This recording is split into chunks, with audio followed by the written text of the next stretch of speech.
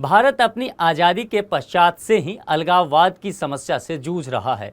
कश्मीर घाटी, पंजाब और उत्तर पूर्वी भारत में अलगाववादी गुटों से समस्याएं उत्पन्न होती रही हैं। हालांकि भारतीय सेना और एजेंसियों ने इसका बखूबी सामना भी किया है। नमस्कार, मेरा नाम है मनीष भारती और आप देख रहे हैं संस्कृति IAS यूट्यूब चैनल। साथियों, आज हम खालिस्तान समर्थक अलगाववादी अमृतपाल सिंह की गिरफ्तारी पर चर्चा करेंगे। समझेंगे कि किन कानूनों के तहत उस पर कार्रवाई की गई है। साथ ही यह भी देखेंगे कि खालिस्तान आंदोलन का इतिहास क्या है। जैसा कि आज आप हमारा टॉपिक भी देख रहे होंगे, खालिस्तानी समर्थक अमृतपाल की गिरफ्तारी हो चुकी है। यह अमृतपाल है और यह खालिस्तान यानी कि एक अलग राज्य की या कह सकते हैं एक अलग देश की ही मांग कर रहा है, जो कि खालिस्तानी लोगों के लिए होगा, जो कि भारत और पाकिस्तान दोनों ही जगहों पर है। तो उस पर हम डिटेल से बात करेंगे। उससे पहले आपके लिए एक ऑफर है, एक तोहफा है संस्कृति IAS के तरफ से। सिविल सर्विसेज डे जो आप जानते हैं 21 अप्रैल को था, उस अवसर पर एक वीक के लिए 21 से 28 अप्रैल तक संस्कृति IAS परिवार ने आपके लिए एक तोहफा लाया है। तोहफा क्या है कि सभी कोर्सेज जो है उस पर 50% तक का विशेष छूट दिया गया है। कोर्स कौन सब है, जरा एक नज़र यहाँ देखिए। GS फाउंडेशन लाइव कोर्स जो है उस पर 50% तक छूट है।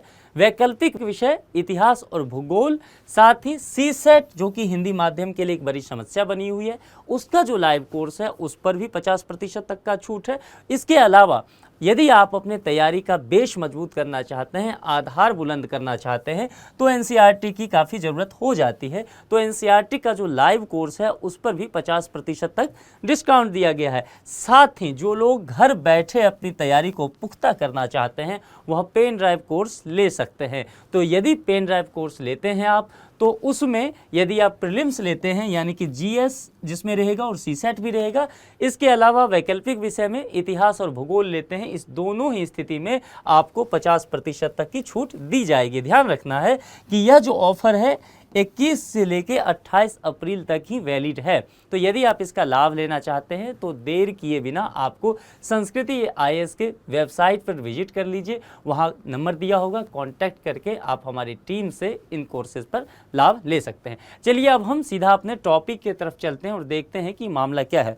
जैसा कि मैंने कहा था कि अमृतपाल सिंह की गिरफ्तारी हुई है, तो उससे संबंधित अगर अखबार की सुर्खियों पर नज़र डालें तो आप देखेंगे कि द टाइम्स ऑफ इंडिया ने कवर किया है Amritpal Singh arrest live updates करके, और उसमें लिखा है those who try to disturb peace harmony will face action. कौन कह रहे हैं? Says Punjab CM on Amritpal arrest. तो जो पंजाब के मुख्यमंत्री हैं भगवंत मान जी, उनका कहना है कि कोई भी व्यक्ति हो जो शांति को, सौहार्द को बिगाड़ने की कोशिश करता हुआ पाया जाएगा, उस पर कार्रवाई की जाएगी। और पंजाब पुलिस का एक यहाँ ट्वीट है, देखिए उनके ऑफिशियल ट्विटर हैंडल से, और लिखा हुआ है अमृतपाल सिंह अरेस्टेड इन मोगा। मोगा एक जगह है, डिस्ट्रिक्ट है पंजाब का, वहाँ से मोगा पंजाब।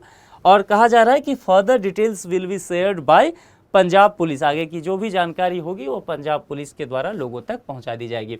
तो यह तो एक सुर्खियों में देख लिया कि मुद्दा क्या बना हुआ है। देखिए यहाँ अमृतपाल सिंह आपको दिख रहा होगा, इसे अरेस्ट कर लिया गया है।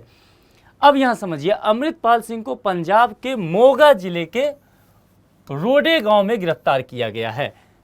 अगर आप यहाँ पर देखें तो यहाँ पर आप देखेंगे मोगा डिस्ट्रिक्ट यहाँ पड़ता है पंजाब में।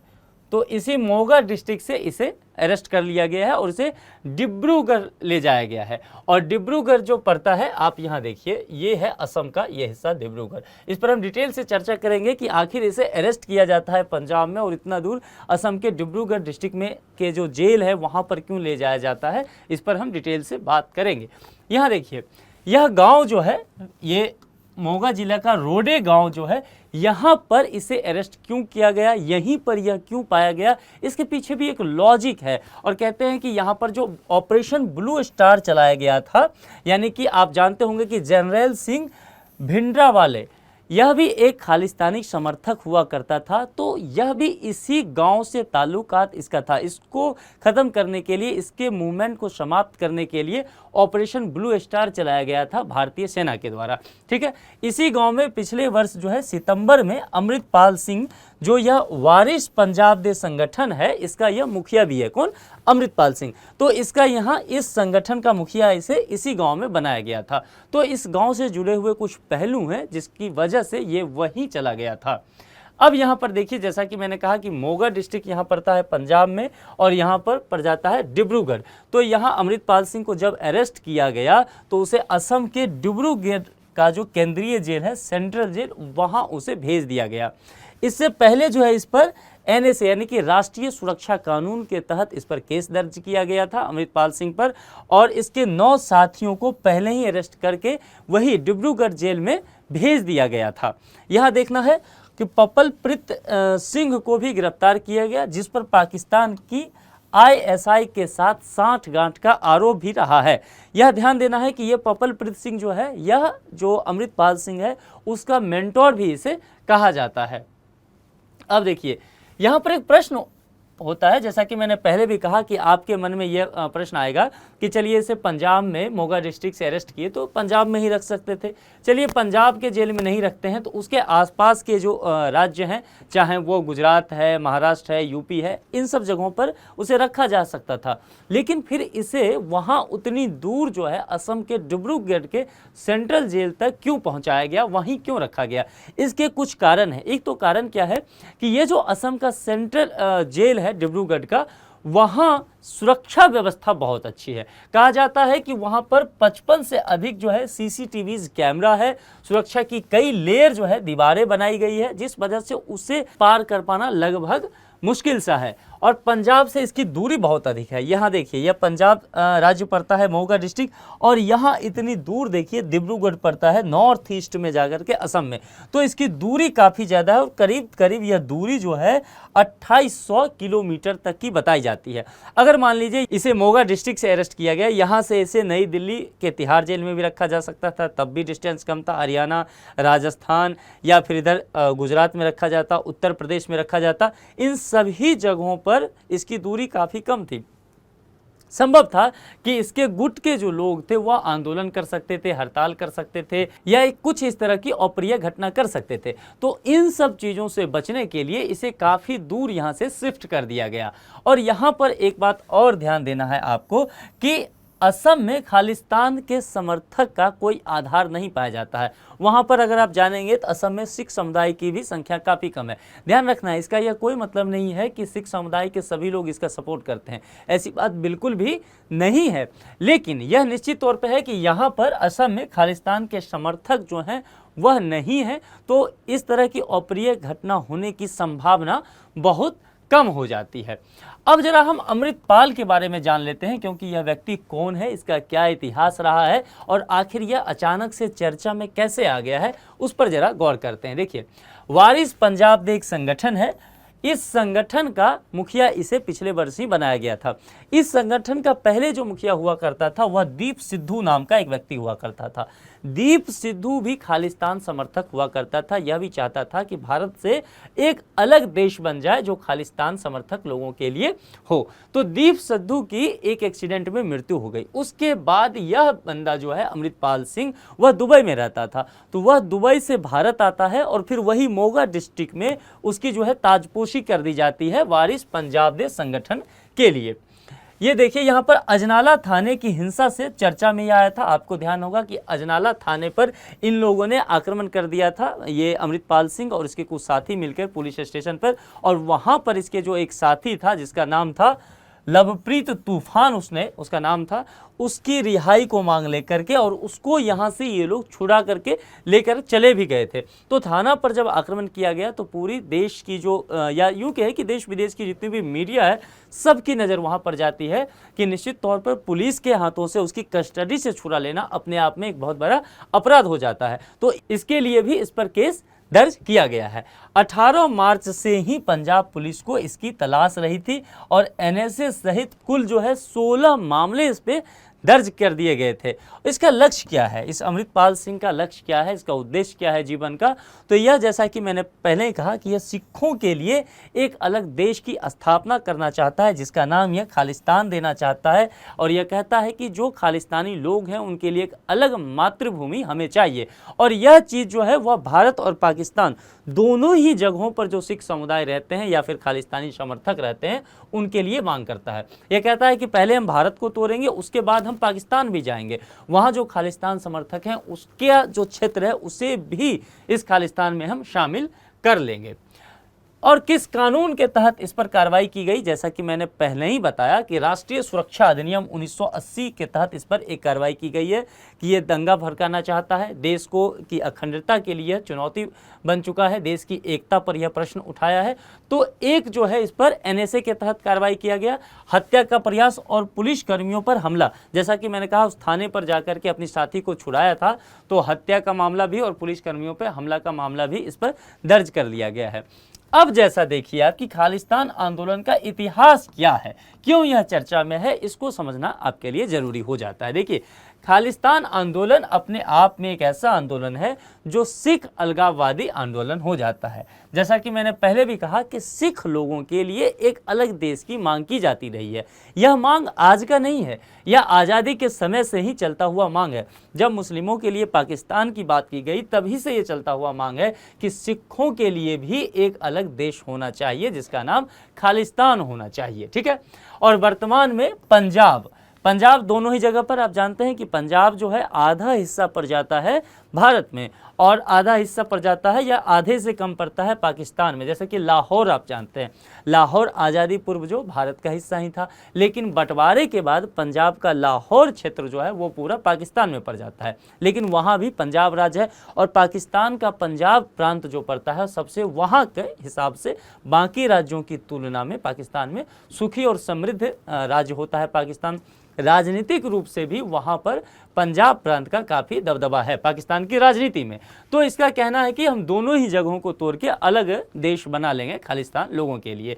तो जैसा कि यहाँ देखेंगे भारत और पाकिस्तान दोनों में खालिस्तान यानी कि खालसा की भूमि की बात करता है नामक एक संप्रभु राज्य की स्थापना करने की बात की गई है। संप्रभु राज्य का मतलब है कि हम जितने भी फैसले लेंगे, हमारा जितना भी नीति निर्माण होगा, चाहे वो आंतरिक होगा चाहे वो बाह्य होगा, वह हम अपने आधार पर लेंगे करके सिखों के लिए एक अलग मातृभूमि यानी कि अलग देश बनाने की यह मांग कर रहा है।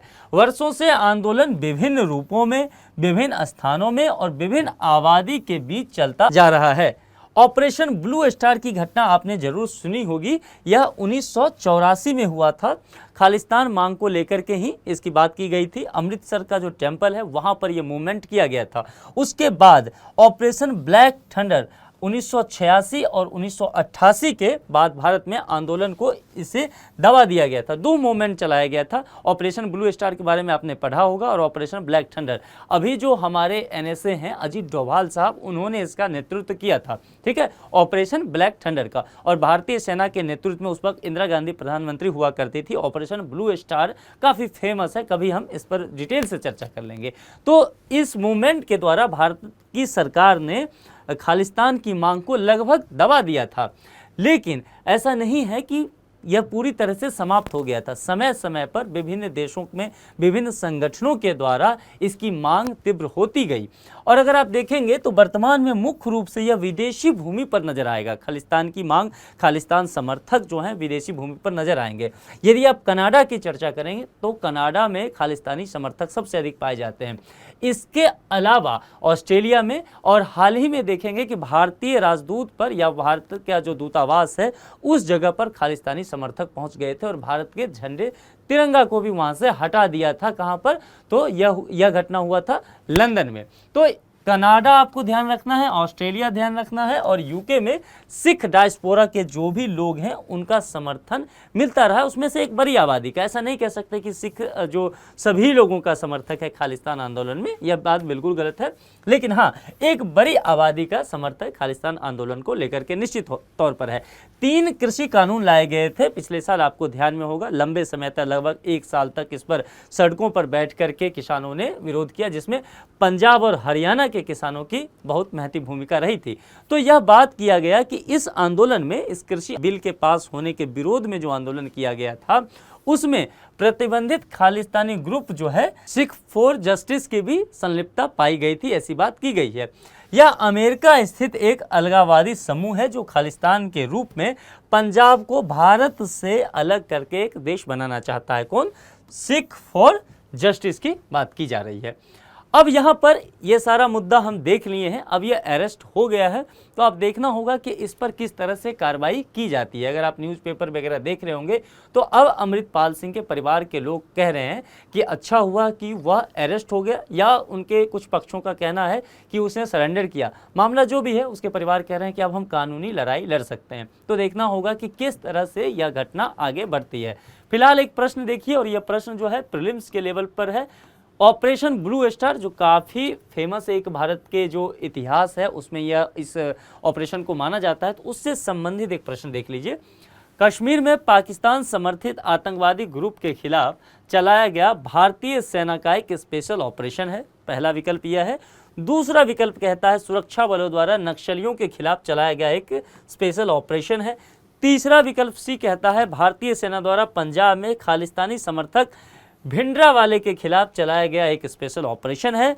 और चौथा कहता है लिट्टे के खिलाफ सुरक्षा बलों द्वारा चलाया गया एक स्पेशल ऑपरेशन है। यह 4 विकल्प आपको दिया गया है। इस 4 विकल्प में जो भी विकल्प आपको सही लगे, जो भी जवाब सही लगे, उसका कमेंट बॉक्स में आप जवाब जरूर दीजिए। मैं उम्मीद करता हूं कि आज जितने भी टॉपिक पर हमने बात की है वह आपके पठन पाठन को समृद्ध करने में जरूर सहायक सिद्ध होगा।